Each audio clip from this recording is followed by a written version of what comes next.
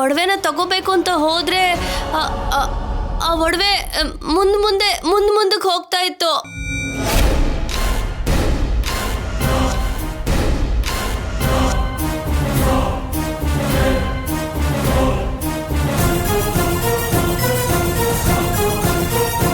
ನಾನು ಅದನ್ನ ತಗೊಳಕ್ ಹೋದೆ. ಆಮೇಲೆ ಇಲ್ಲೋಡಿ, ಇವ್ರ 3 ಜನ ನನ್ನ ಜ್ಞಾನ ತಪ್ಪಿಸ್ಬಿಟ್ರು.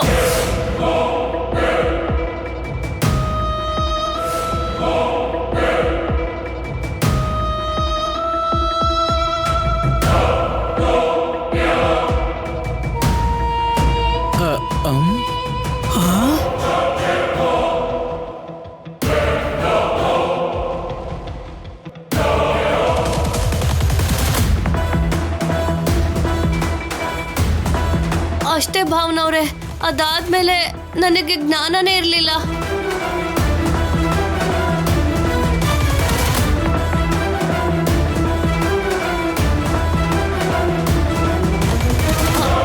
ಆಮೇಲೆ ನೋಡಿದ್ರೆ ನಾನು ಕೆರೆಗೆ ಬಿದ್ದಿದ್ದೆ.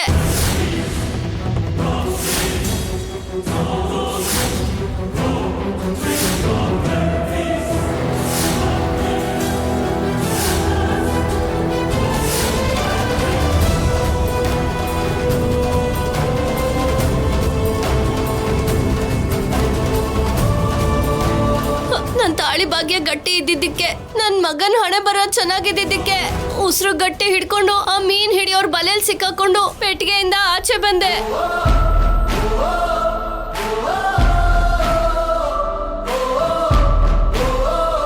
ಇಲ್ಲ ಅಂದಿದ್ರೆ ರಾಜಲಕ್ಷ್ಮಿ ಮದ್ವೆ ದಿನ ನಾನ್ ಸಾಯೋ ದಿನ ಆಗಿರ್ತಿತ್ತು.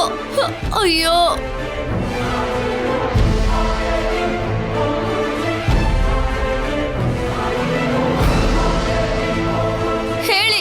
ನನ್ನನ್ನು ಯಾಕೆ ಸಾಯಿಸ್ಬೇಕು ಅಂತ ನೋಡಿದ್ರಿ? ಅಯ್ಯೋ ಪಾರ್ವತಿ, ಚಿಕ್ಕಮ್ಮ, ಆ ತರ ಪೆಟ್ಟಿಗೆಲ್ ಮುಚ್ಚಿ ನೀರಿಗೆ ಹಾಕಿ ಸಾಯಿಸೋ ಅಂತ ಪಾಪ ನಾನು ಏನ್ ಮಾಡಿದ್ದೀನಕ್ಕ?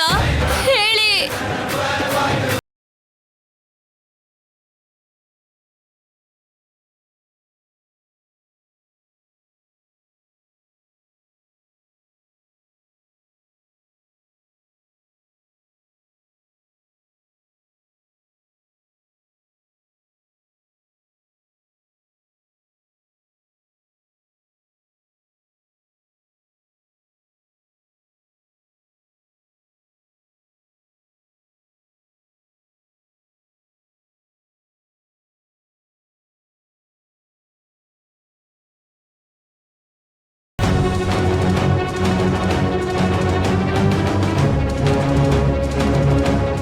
ಪಾಪ ಅವಳು ಏನ್ ಮಾಡಿದ್ಲೆ? ಅವಳನ್ಯಾಗ ಸಾಯ್ಸಕ್ ನೋಡಿದ್ರಿ ನೀವು? ಅಜ್ಜಿ, ನೀವು ಆತರ ಪಟ್ಟು ನಮ್ಮೇಲೆ ಕೊಲೆ ಆರೋಪ ಮಾಡಬೇಡಿ. ನಾವ್ ಅತ್ತೆನ ಪೆಟ್ಟಿಗೆಯಲ್ಲಿ ಹಾಕಿ ಹುಷಾರಾಗಿ ಆ ಹುಲ್ಲಿನ ಗೋಡೌನ್ ಹತ್ರ ಹಾಕಿದ್ವಿ ಅಷ್ಟೇ.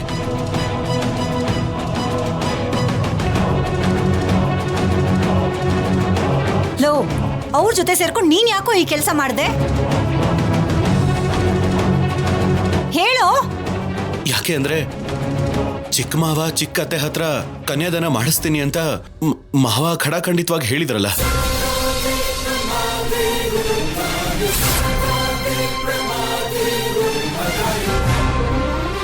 ಅದಕ್ಕೆ ಚಿಕ್ಕತ್ತೆನ ಮದ್ವೆಲ್ ಕಾಣಿಸ್ದೇ ಇರೋ ಹಾಗೆ ಬಚ್ಚಿಟ್ರೆ ಯಾವುದೋ ಒಂದು ರೀತಿಲಿ ಅತ್ತೇನು ಮಾವನು ಒಂದಾಗಿ ಸೇರಿ ಕನ್ಯಾದಾನ ಮಾಡ್ತಾರೆ ಅಂತ ಹಾಗೆ ಮಾಡಿದ್ವಿ.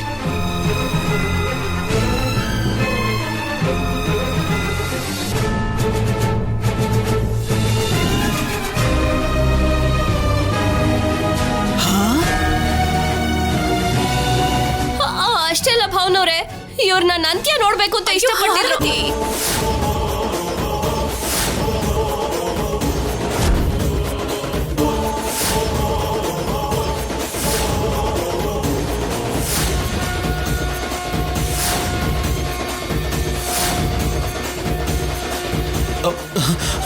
ಎಷ್ಟು ಕೀಳ್ಮಟ್ಟ ಕೇಳ್ದಿದಿರೋ? ಕನ್ಯಾದಾನ ಕಡ್ಡಿ ಆಗ್ತಾಳೆ ಅಂತ ಪಾರ್ವತಿನ ಬಚ್ಚಿಡೋದಕ್ ನೋಡಿದ್ರ?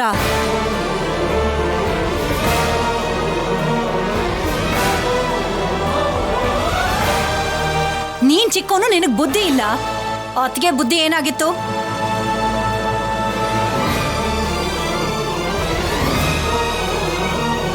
ನಿನ್ನ ಮಗಳು ಮದ್ವೆ ನೋಡ್ಬೇಕು ಅಂತ ಪಾರ್ವತಿನ ಸಾಯ್ಸಕ್ ನೋಡಿದ್ಯಾ ಅತ್ತಿಗೆ? ಅಯ್ಯೋ, ಪಾರ್ವತಿನ ನಾವ್ ಸಾಯ್ಸಕ್ ನೋಡುದು ಅಂದ್ರೆ ಏನು? ಅವಳು ನನ್ನ ಓರ್ಗಿದ್ದಿ.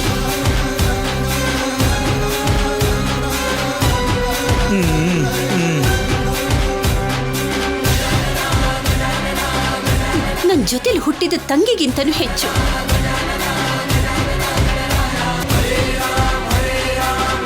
ಅವಳ ಮೇಲೆ ನನಗೆ ಪ್ರೀತಿ ಇರುತ್ತೆಯೇ ಹೊರತು ನಾನ್ಯಾಕೆ ಅವಳನ್ನ ದ್ವೇಷ ಮಾಡ್ಲಿ? ಹಾ ಪ್ರೀತಿನೇ. ಆದ್ರೆ ನನ್ನ ಸಾಯಿಸೋಷ್ಟು ಪ್ರೀತಿ ಇದೆ ಅಂತ ನಾನು ಇವತ್ತೇ ತಿಳ್ಕೊಂಡಿದ್ದು.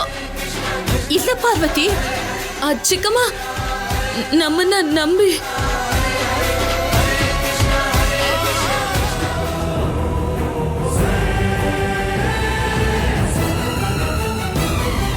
ನಾವು ನಿಮ್ಮನ್ನ ಅಲ್ಲಿ ಹಿಂದೆ ಹುಲ್ಲತ್ರ ಬಚ್ಚಿಟ್ವಿ ಅಷ್ಟೇ. ಮದ್ವೆ ಆಗ್ತಿದ್ದ ಹಾಗೆ ನೇರವಾಗಿ ನಿಮ್ಮನ್ನ ಪೆಟ್ಟಿಗೆಯಿಂದ ತೆಗಿಬೇಕು ಅಂತಾನೆ ಬಂದ್ವಿ. ನಾವು ಬಂದ್ ನೋಡೋ ಅಷ್ಟರಲ್ಲಿ ಪೆಟ್ಟಿಗೆನೂ ಇಲ್ಲ, ನೀವೂ ಇಲ್ಲ. ಅಷ್ಟೇ ನಮಗ್ ಗೊತ್ತಿರೋದು ಚಿಕ್ಕಮ್ಮ. ಸಾಕ್ ನಿಲ್ಸು. ಸರಿಯಾಗಿ ಹೇಳ್ತಿದ್ಯಾ. ಪೆಟ್ಟಿಗೆ ಹೇಗ್ ಆಚೆ ಬಂತು ಅಂತ ನಮ್ಮನ್ನೇ ಕೇಳ್ತೀಯಾ? ಭಾವನವ್ರೆ, ಇವ್ರ ಮಾತ್ ನಂಬೇಡಿ. ಚಿಕ್ಕಮ್ಮ, ಇಲ್ಲ ರೀ, ಹಾಗೇನಿಲ್ಲ. ಇವ್ರು ಈ ಮಟ್ಟ ಕೇಳಿತಾರೆ ಅಂತ ನನ್ ಕನ್ಸಲ್ಲೂ ಅನ್ಕೊಂಡಿಲ್ಲ.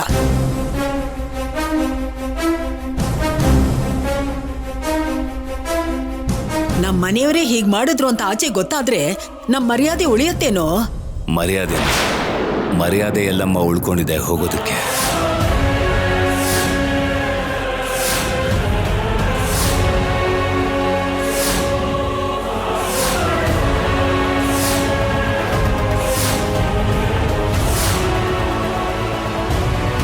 ಎಲ್ಲ ಹಾಳು ಮಾಡಕ್ ನೋಡುವಂತ ಮನುಷ್ಯರು. ಇದೆಲ್ಲ ಎಲ್ಲರ್ಥ ಆಗುತ್ತೆ ಅವ್ರಿಗೆ.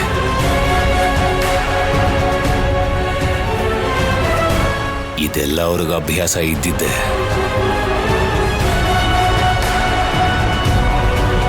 ಇವ್ರನ್ನ ಸುಮ್ಮನೆ ಬಿಡ್ಲೇಬಾರ್ದಮ್ಮ.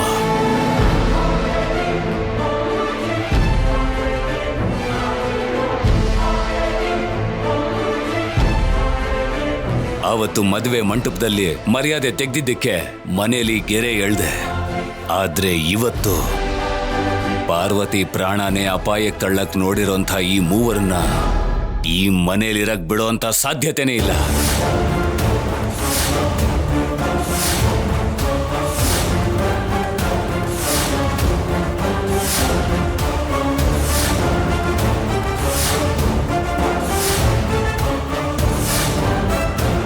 ಈ ಕ್ಷಣದಿಂದ ಈ ಮೂವರಿಗೂ ಈ ಮನೇಲಿರುವಂತ ಅರ್ಹತೆ ಇಲ್ಲ.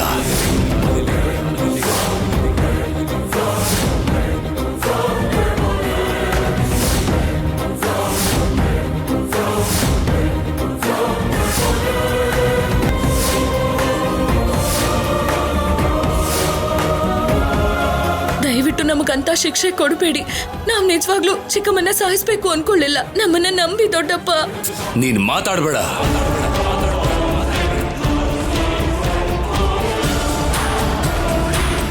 ಮರ್ಯಾದೆಯಿಂದ ಆಚೆ ಹೋಗದೆ ಇದ್ರೆ ಪೊಲೀಸ್ ಅವ್ರನ್ನ ಕರೆಸಿ ನೀವೆಲ್ಲರೂ ಪಾರ್ವತಿನ ಸಾಯಿಸೋ ಪ್ರಯತ್ನ ಪಟ್ಟಿದ್ದೀರಾ ಅಂತ ಕಂಪ್ಲೇಂಟ್ ಕೊಟ್ಟು ಒಳಗ್ ಹಾಕ್ಸ್ಬೇಕಾಗತ್ತೆ.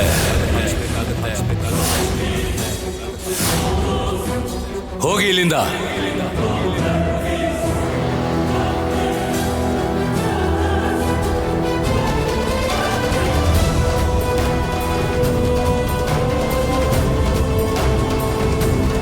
ದೊಡ್ಡಪ್ಪ, ಅವತ್ತು ನಾವು ಮದ್ವೆ ಮಾಡ್ಕೊಂಡಿದ್ರಲ್ಲಿ ದೊಡ್ಡಮ್ಮನ ಪಾತ್ರ ಏನೂ ಇಲ್ಲ.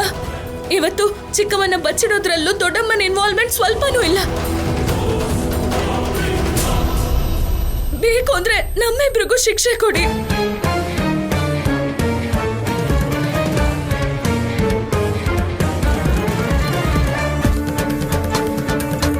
ನೀವು ಹೊರಟೋಗಿ ಅಂದ್ರೆ ನಾನು ಸೀನು ಈ ಮನೆಯಿಂದ ಹೊರಟೋಗ್ಬಿಡ್ತೀವಿ. ದೊಡ್ಡಮ್ಮನ್ ಮಾತ್ರ ನಿಮ್ ಜೊತೆನೆ ಇರಿಸ್ಕೊಳ್ಳಿ ದೊಡ್ಡಪ್ಪ. ಆದ್ಯ, ದೊಡ್ಡಮ್ಮ, ನಿನಗೂ ನಮಗೂ ಯಾವ ಸಂಬಂಧನೂ ಇಲ್ಲ. ಅಯ್ಯೋ ಅಯ್ಯೋ, ಹೋಗು, ನಿನ್ ದೊಡ್ಡಪ್ಪನ ಹತ್ರನೇ ಹೋಗು. ಅಲ್ಲ ಕಣೆ. ಏ ಸಾಕ್ ಮಾಡು. ನೀವು ಮೂವರು ಮಾಡಿರೋ ತಪ್ಪನ್ನ ಇಬ್ಬರೇ ಒಪ್ಕೊಂಡ್ರು ನಾನ್ ಕೊಟ್ಟಿರೋ ತೀರ್ಪನ್ನ ಸತ್ರು ನಾನು ವಾಪಸ್ ತಗೊಳ್ಳೋದಿಲ್ಲ.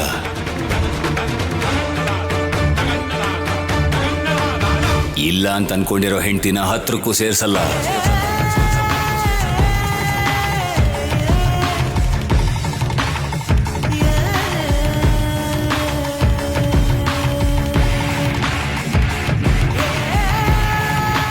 ಏನಂದ್ರೆ ದಯವಿಟ್ಟು ಹಾಗೆಲ್ಲ ಹೇಳ್ಬೇಡಿ. ಪಾಪ ಕಣ್ರಿ ಮಕ್ಕಳು.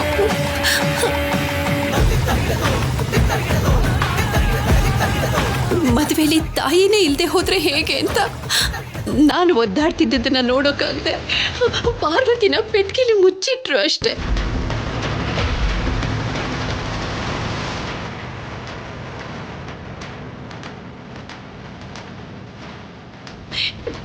ತಪ್ಪು ನಂದಾಗಿದ್ದೀರಿ, ನನಗೆ ಶಿಕ್ಷೆ ಕೊಡಿ.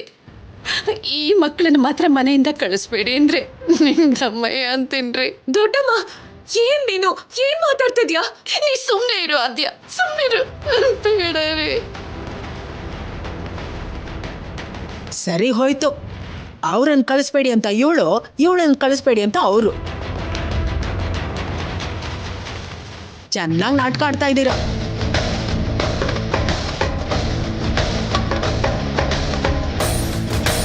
ಆದ್ರೆ ಇವ್ರಿಬ್ರು ಸೇರ್ಕೊಂಡು ಅನ್ಯಾಯವಾಗಿ ನನ್ ಮಗನ್ ಸಿಕ್ಕಾಕ್ಸಿದ್ರಲ್ಲಮ್ಮ. ನಿನ್ ಮಗ ಏನ್ ಸಾಚಾನ? ಇನ್ನು ಹಾಲು ಕುಡಿಯೋ ಮಗುನ?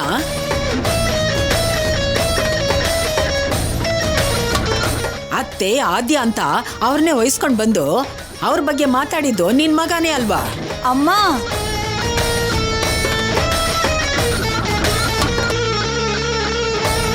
ಮಾತಿಂದ ಏನು ಉಪಯೋಗ ಇಲ್ಲಮ್ಮ. ಬದಲಾಗ್ತಾರೆ ಅಂತ, ಮಾಡಿರೋ ತಪ್ಪನ್ನ ಅರ್ಥ ಮಾಡ್ಕೋತಾರೆ ಅಂತ ಈ ಗೆರೆ ಹಾಕಿ ದೂರ ಇಟ್ಟಿದ್ದೆ.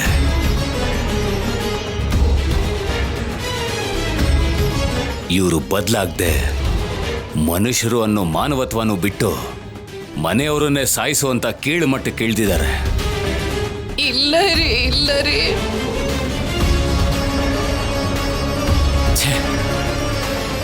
ಇವ್ರಿಗೆ ಮನೇಲಿರೋ ಅರ್ಹತೆನೇ ಇಲ್ಲ.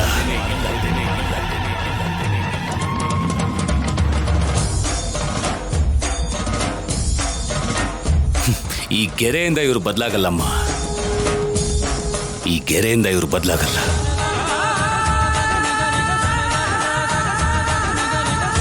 ಆ ದೇವರೇ ಬಂದು ಇವರನ್ನ ಬದಲಾಯಿಸಬೇಕು. ಇಂಥವ್ರಿಗೆ ಈ ಮನೆಯಲ್ಲಿರುವಂತ ಹಕ್ಕೇ ಇಲ್ಲ.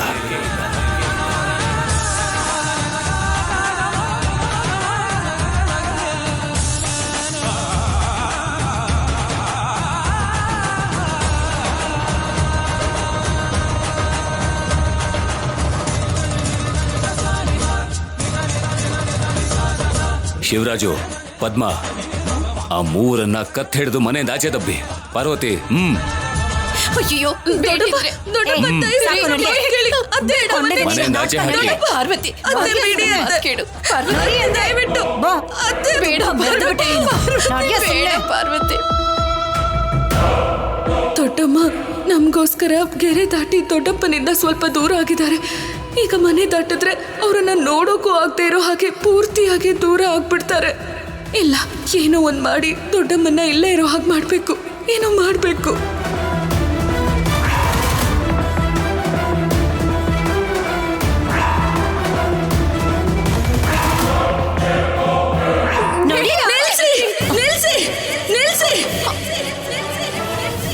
ಏನೇ ಆಚೆ ಹೋಗು ಅಂದ್ರೆ ಧ್ವನಿ ಏರಿಸ್ತಾ ಇದ್ಯಾ? ನೀನ್ ಎಷ್ಟೇ ಕಿರ್ಚಾಡಿದ್ರೂ ಸರಿ, ನೀನ್ ಇಲ್ಲಿ ಇರಬಾರ್ದು. ಹಾಗೆ ಹೇಳೋದಕ್ಕೆ ಯಾರಿಗೂ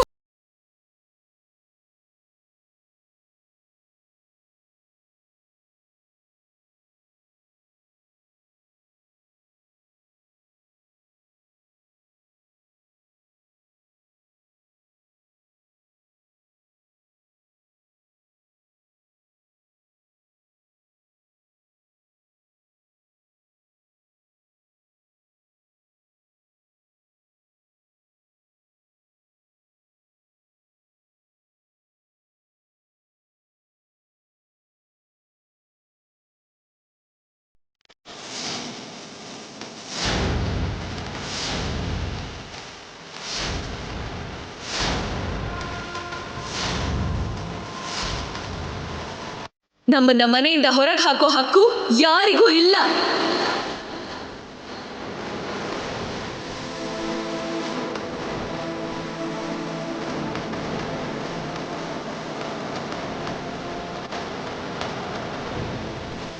ಈ ಮನೆ ಮೇಲೆ ನಿಮಗೆಷ್ಟಿದೆಯೋ ನಮ್ ದೊಡ್ಡಮ್ಮನ್ಗೂ ನಮ್ಮ ಅಮ್ಮನಿಗೂ ಅಷ್ಟೇ ಹಕ್ಕಿದೆ.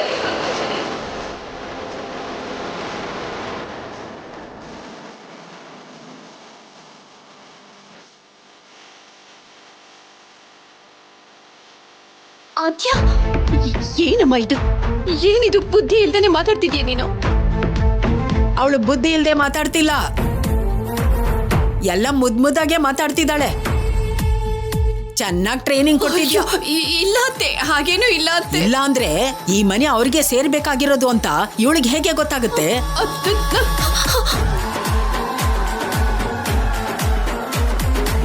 ಈ ಮನೆ ಮೇಲೆ ನಮ್ಮಮ್ಮಂಗೂ ನಮ್ ದೊಡ್ಡಮ್ಮನ್ಗೂ ಹಕ್ಕಿರೋದು ಅಂತ ಅಷ್ಟು ರೋಷವಾಗಿ ಹೇಗೆ ಮಾತಾಡ್ತಾಳೆ? ಇಲ್ಲ ಅತ್ತೆ, ಅದು ಅಮ್ಮ ಜಾನಕಮ್ಮ. ಓ ನೀವಾ? ಇದೇನು ಇದಕ್ಕಿದ್ದ ಹಾಗೆ? ಬನ್ನಿ ಬನ್ನಿ ಬನ್ನಿ ಒಳಗೆ ಬನ್ನಿ. ತಗೊಳ್ಳಿ, ಸ್ವಲ್ಪ ನೀರು ಕುಡೀರಿ.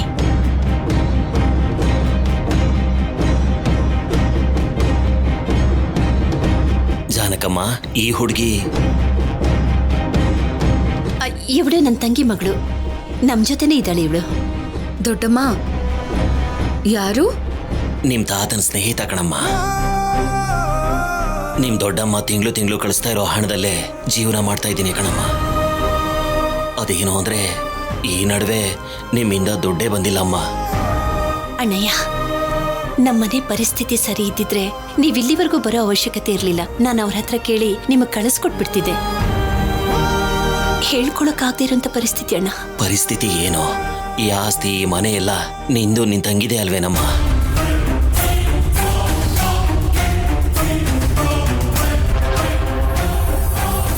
ನಿಮಗೆ ಬೇಕಾಗಿರೋ ಹಣನ ನಾನು ಹೇಗಾದ್ರೂ ಕಳಿಸ್ಕೊಡ್ತೀನಿ.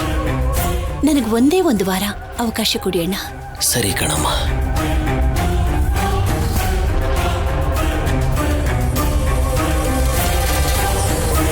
ಅಯ್ಯಯ್ಯೋ,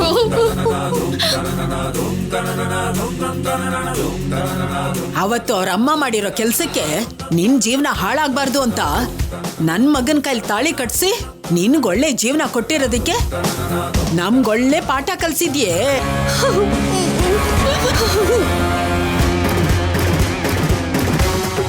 ಈ ಮಹಾತಾಯಿ ಯಾವತ್ತಿ ಮನೆ ಒಳಗಡೆ ಕಾಲಿಟ್ಲೋ ಆವತ್ತಿಂದ ಇದೇ ತರ ಇದೆ. ಇವಳು ಒಳ್ಳೆಯವಳಲ್ಲ ಅಂತ ನಾನು ಆವತ್ತಿಂದ ಹೇಳ್ತಾನೆ ಇದ್ದೀನಿ.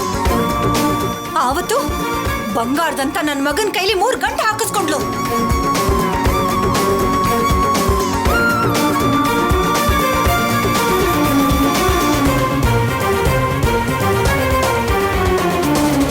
ಈ ಮನೆ ನಿಮ್ದಲ್ಲ ಅಂತ ಹೇಳಿ ನಮ್ಮೆಲ್ರೂ ಬೀದಿ ಪಾಲ್ ಮಾಡೋದಕ್ಕೆ ನೋಡ್ತಾ ಇದ್ದಾಳೆ. ಪದ್ಮ, ಹಾಗೆಲ್ಲ ಮಾತಾಡ್ಬೇಡ ಪದ್ಮ. ನನಗೇನಾದ್ರೂ ತೊಂದರೆ ಆಗ್ಬಹುದೇನೋ ಅಂತ ಹಾಗೆ ಮಾತಾಡಿದ್ಲೇ ಹೊರತು ಅವಳಿಗಿಂತ ಕೆಟ್ಟ ಬುದ್ಧಿ ಇಲ್ಲ. ಆಹಾ, ಮತ್ತೆ ನಮ್ಗಿದ್ಯಾ? ನಮ್ಮನ್ನೇ ಸಾಯಿಸ್ಬೇಕು ಅಂತ ನೋಡ್ತಿದ್ದೀರಲ್ಲ?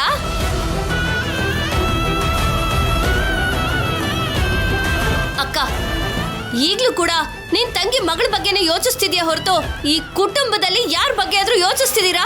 ಅಯ್ಯೋ ಪಾರ್ವತಿ, ಎಷ್ಟು ಬದಲಾಗಿದ್ದೀರಾ ಅಕ್ಕ. ಒಂದು ಟೈಮಲ್ಲಿ ನಿಮ್ಮನ್ನ ನೋಡಿದ್ರೆ ಕೈ ಎತ್ತಿ ಮುಗಿಬೇಕು ಅಂತ ಅನಿಸ್ತಿತ್ತು. ಈಗ ಅದೇ ಕೈಯಲ್ಲಿ ಹೊಡೆದು ಆಚೆ ಹಾಕ್ಬೇಕು ಅಂತ ಅನಿಸ್ತಿದೆ.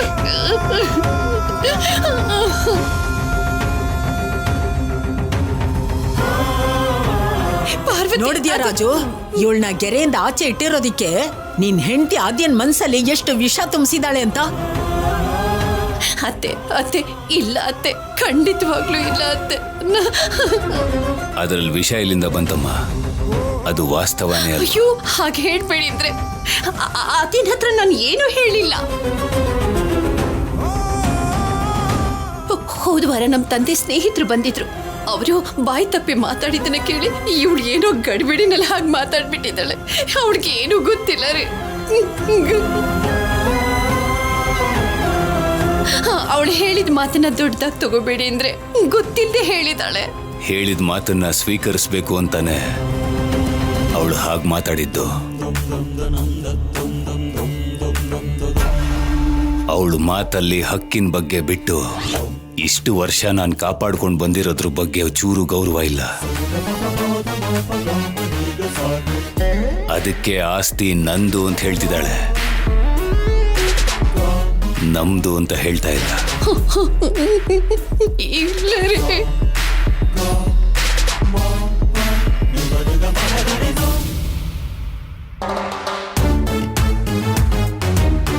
ನೀವು ಮಾಡಿರೋ ಕೆಲಸಕ್ಕೆ ಈ ಮನೇಲಿರೋ ಹಕ್ಕು ನಿಮಗಿಲ್ಲ ಅಂತ ಹೇಳ್ದೆ ಹೊರತು ಈ ಮನೆ ನಂದು ಅಂತ ನಾನು ಯಾವತ್ತೂ ಹೇಳಿಲ್ಲ.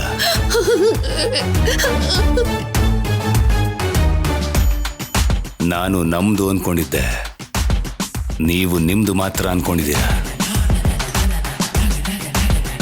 ನಿಮ್ದು ಅಂತ ಅನ್ಕೊಂಡಿರೋ ಈ ಮನೇಲಿ ನಾವಿರಲ್ಲ.